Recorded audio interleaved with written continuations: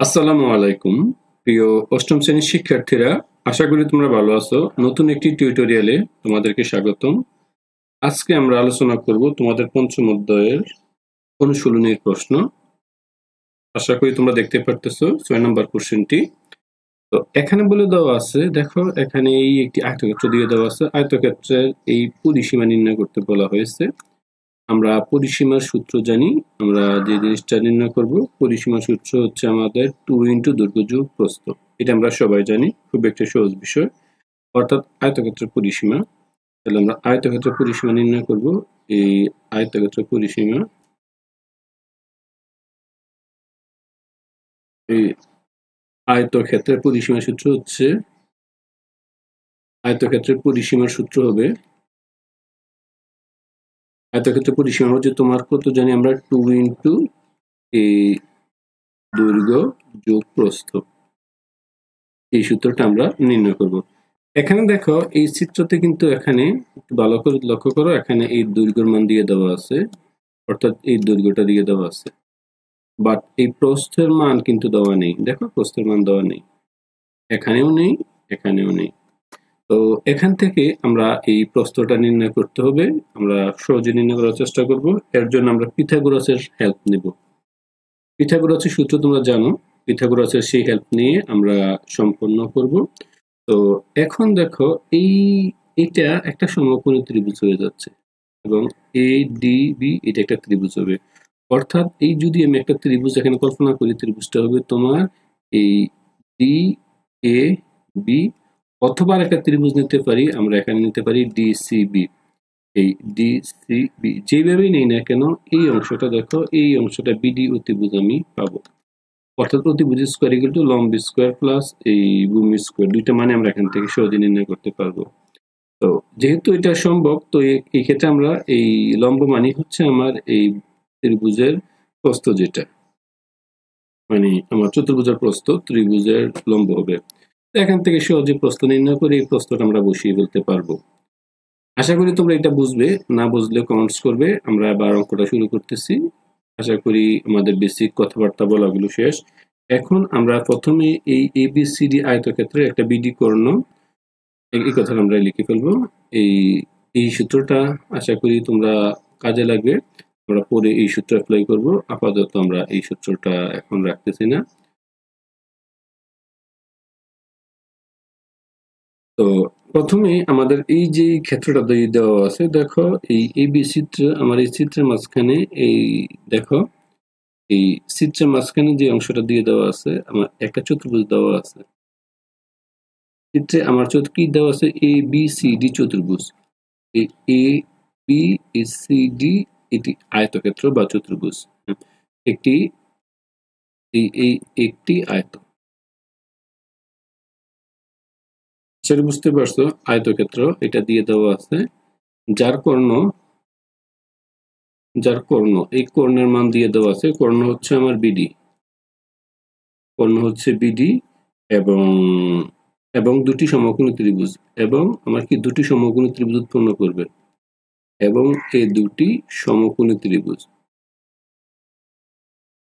দেখো এই দুটি সমকোণী ত্রিভুজ উৎপন্ন করবে।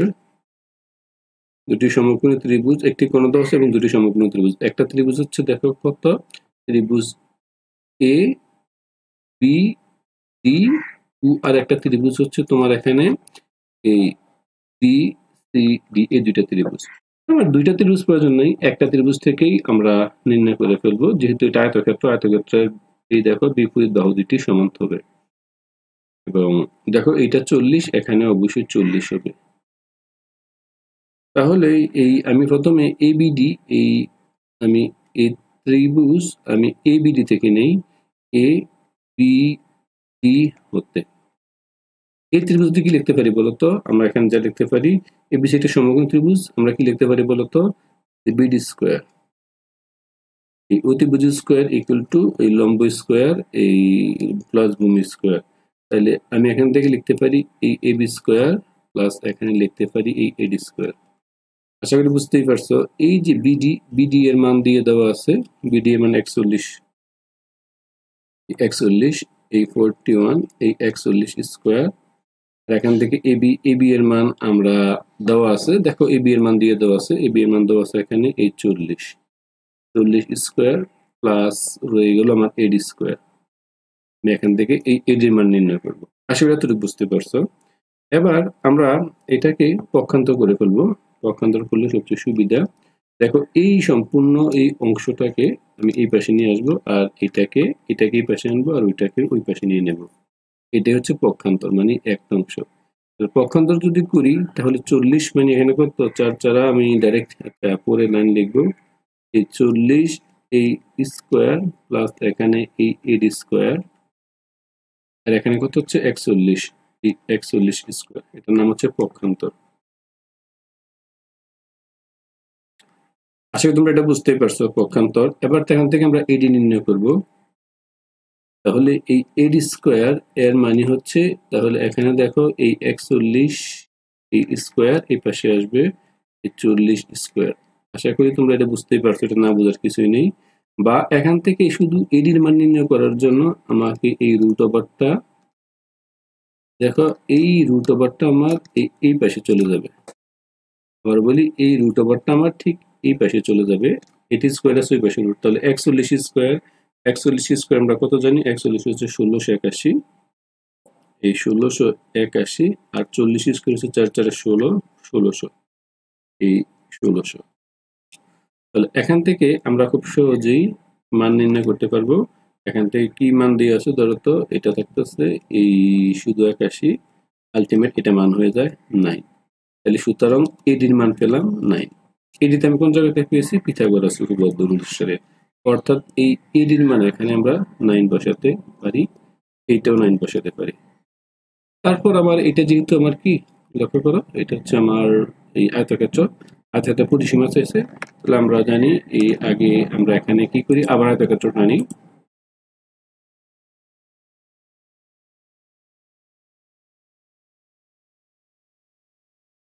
এই দেখো এই চিত্রটা, প্রশ্নটা আমি আবার নিয়ে আসলাম। এখান থেকে বলছে আয়তক্ষেত্রের পরিসীমা নির্ণয় করার জন্য।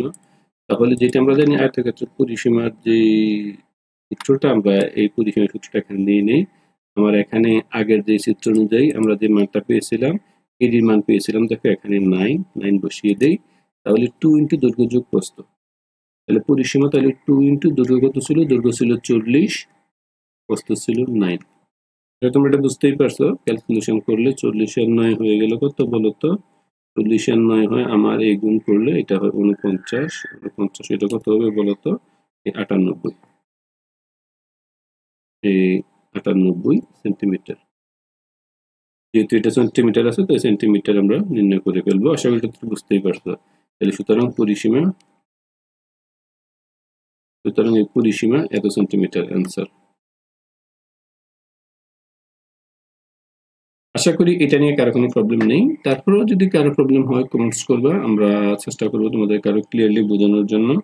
এবার আমরা রম্বসের পরিসীমা নির্ণয় করব। এই 123 পৃষ্ঠার এই যে আমার 7 নম্বর কোশ্চেনটি, রম্বসের পরিসীমা। আশা করি খুব সহজে বুঝতে পারবে, না বুঝতে পারলে অবশ্যই কমেন্টস করবে।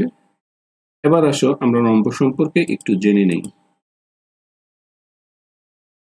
শিক্ষার্থীরা এবার দেখো আমরা যে কোশ্চেনটি আলোচনা করব, আমরা যেটা জানি এটা একটি রম্বস। রম্বসের কর্ণদ্বয় পরস্পরকে সমদ্বিখণ্ডিত করে। এখানে এই রম্বসের কর্ণ দুটি আমি এই উ ধরে নিই, এই উ দিয়ে দেই বা 0 0। আমরা একটা জানি রম্বসের কর্ণদ্বয় পরস্পরকে সমদ্বিখণ্ডিত করে। আমরা তাহলে লিখে ফেলবো যে আমরা জানি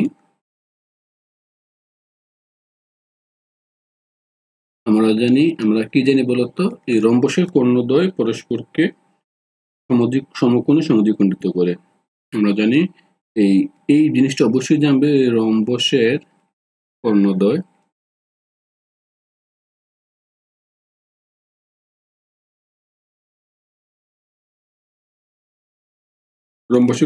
পরস্পরকে সমকোণে সমদ্বিখণ্ডিত করে। এই সমকোণে সমদ্বিখণ্ডিত করে।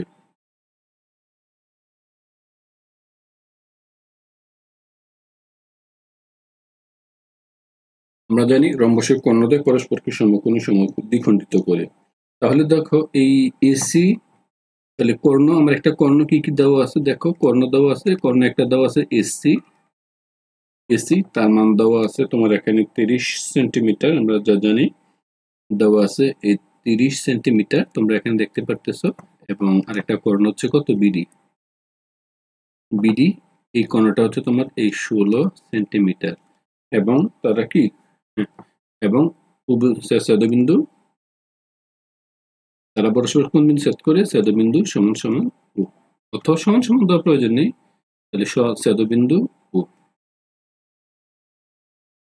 আশা আশা করি বুঝতেই পারছো এই ছেদবিন্দু হচ্ছে ও বা 0, এই বিন্দু ছেদ করছে। তাহলে এই যদি সবকটা যদি পরস্পর সমকোণে সমদ্বিখণ্ডিত করে সমকোণে ছেদ করে, তাহলে আমরা বলতেই পারি এই যে একটা অংশ, এই ত্রিভুজ আমার এ ও বি, এটা হচ্ছে, এটা একটা, এই ত্রিভুজে, এটা একটা ত্রিভুজ, এই ত্রিভুজের মাঝখানে কি হবে শিক্ষার্থীরা? এবার দেখো এই ও এ বি ত্রিভুজের ক্ষেত্রে আমরা যেটা খুব সহজে লিখতে পারি, এই ও এ বি ত্রিভুজ কিন্তু বুঝতেই পারছো, ও এ বি ত্রিভুজ হচ্ছে আমার এই যে অংশটা, আমি তোমাদের লাল কালিতে দেখাচ্ছি, এই লক্ষ্য করো এ ও বি, এই অংশটা, এই অংশটার এই কোণটা আমার কত ডিগ্রি হয়, 90 ডিগ্রি হয়। তাহলে দেখতেই পারছো, তাহলে এইটা হয়ে গেল আমার কি 90 কোণে 90 ডিগ্রি বিপরীত হচ্ছে ত্রিভুজ। তো আচ্ছা তুমি এটা বুঝছো, ও এ বি হচ্ছে আমার এই অংশটা, আমি আবারও বলি এই অংশটা হচ্ছে 90 ডিগ্রি, 90 ডিগ্রি যা সমকোণ, এই সমকোণের এই বিপরীত যে বাহুটি, এটা হচ্ছে অতিভুজ। এখান থেকে আমরা বলতে পারি তাহলে অতিভুজ কত হবে বলতো, এখানে এ বি স্কোয়ার, চাকরি বুঝতেই পারছো, এ বি স্কোয়ার। তাহলে এই ত্রিভুজ এ আমরা কি জানি বলতো, এখানে এ বি স্কোয়ার, এই A B square equal to আমরা কি জানি বলতো, ও দুই বাহু স্কোয়ার, অতিভুজ স্কোয়ার প্লাস লম্ব স্কোয়ার প্লাস ও বি স্কোয়ার। আশা করি তোমরা এতটুকু বুঝতেই পারছো। ধরো আমরা এখান থেকে এই ও এটা হচ্ছে, লক্ষ্য করো এই এ বি স্কোয়ার রয়ে গেল, এখানে ও এ দেখো, এই ও এ হল দেখো এই এ বি, এই সম্পূর্ণটা তার অর্ধেক হচ্ছে ও এ। আশা করি বিষয়টা বুঝতেই পারছো। তাহলে আমরা কি বলতে পারি, ও এটা কার অর্ধেক, এসি এর অর্ধেক। তাহলে আমরা বলতেই পারি ও এটাও তো অর্ধেক, এই কার অর্ধেক, এসি এর অর্ধেক, এই এটি স্কোয়ার প্লাস ও বি স্কোয়ার। দেখো এখানে এই ও বি ছিল এটা, দেখো সেক্ষেত্রে একটু যদি লক্ষ্য করো, আমার এটা ছিল বি, তাহলে ও বি হবে, এই লক্ষ্য করো ও বিটা হবে আমার এই বি ডি এর অর্ধেক। আচ্ছা এটা বুঝতেই পারছো। তাহলে এটা অর্ধেক, এটা কার অর্ধেক, এটা হচ্ছে বিডি এর অর্ধেক, অর্ধেক এই বিডি এর অর্ধেক, বিডি স্কোয়ার। তাহলে আমরা এই এখানে মান দিয়ে আছে, এই এসি মানি হচ্ছে, দেখো এসি মানি হচ্ছে 30, তাহলে হাফ ইন্টু 30 লিখতে পারি, এটা স্কোয়ার। আর দেখো আমরা এখানে এই বিডি মানি দিতে পারি কত, 16, তাহলে অর্ধেক ইন্টু 16 স্কোয়ার, ক্যালকুলেশন করলাম। বা এই পাশে এই এ বি রয়ে গেল, এটাকে আমরা যদি এই রুট ওভার করি, দেখো এটা কাটলো হচ্ছে 15 স্কোয়ার হবে, আর এটা হয় দেখো কাটলে হয় 8, এটা হয় তোমার এই 8 স্কোয়ার। এগুলো বুঝতেই পারছো। তো এখান থেকে আমরা ফাইনাল যে কাজটা করব, দেখো এ বি ইকুয়াল টু এই, এখানে আমার এই যে কাজটা এখানে লাগবে 15 স্কোয়ার, মানে আমরা লিখতেই পারি 225, এই 225, আর এটা লিখতে পারি 225, আর এটা লিখতে পারি 8 8 64, এটাকে তাহলে সম্পূর্ণটা যদি আমি এটাকে দেই, তাহলে এটা মানটা হয়ে গেছে 289। তাহলে সুতরাং আলটিমেট এই যে এ বি এর মান নির্ণয় করতে পারলাম হচ্ছে, এটা হচ্ছে 17, এই রুট 290 মানে হচ্ছে 17। আচ্ছা এটা বুঝছো।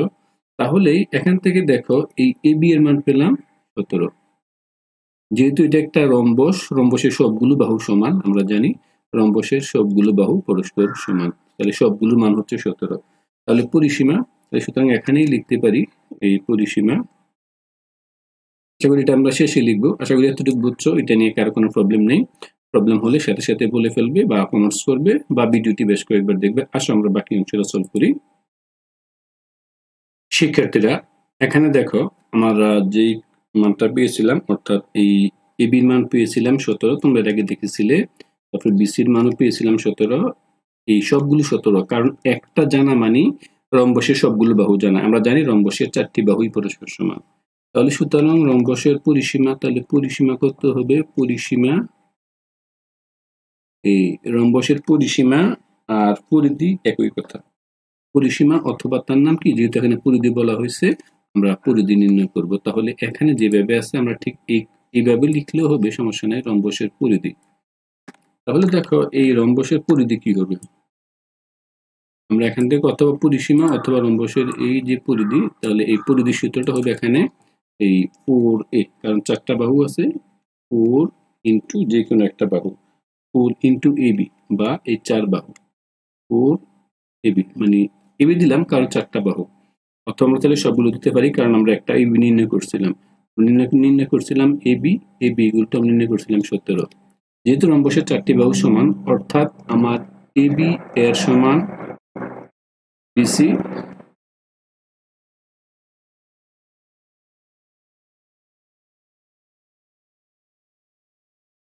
আশা করি তোমরা বুঝতে পারছো রম্বসের 4টি বাহু সমান, এই কারণে আমরা সবগুলো বাহু একটা বাহু নিলেই হবে। তাহলে আমার AB এর মান, আমি যে দেওয়া ছিল AB এর মান আমরা এখানে নির্ণয় করেছিলাম 17, তাহলে আমার হয় 4 17, আমার হয়ে গেল 68 সেন্টিমিটার। আশা করি তোমরা এটা বুঝছো। সুতরাং রম্বসের পরিধি বা পরিসীমা, সুতরাং আমরা বলতেই পারি এই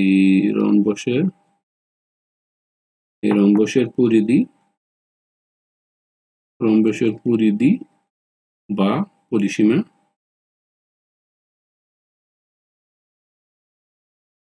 সমান কত? এই 68 সেন্টিমিটার। অ্যান্সার। আশা করি এটা না বোঝার কিছুই নেই। তারপরে যদি কেউ না বুঝে থাকো অবশ্যই কমেন্টস করবে, আমরা চেষ্টা করবো অ্যাজ ইউজুয়াল সবাইকে বুঝিয়ে দেওয়ার জন্য। তো এই অংশটা নিয়ে কারো কোনো প্রবলেম হওয়ার কথা না। সবাই ভালো থাকো, সুস্থ থাকো। আজকে এই পর্যন্তই। পরবর্তী ভিডিওগুলো পেতে চ্যানেলটিকে সাবস্ক্রাইব করে রাখো। সবাইকে অসংখ্য ধন্যবাদ। আল্লাহ হাফেজ।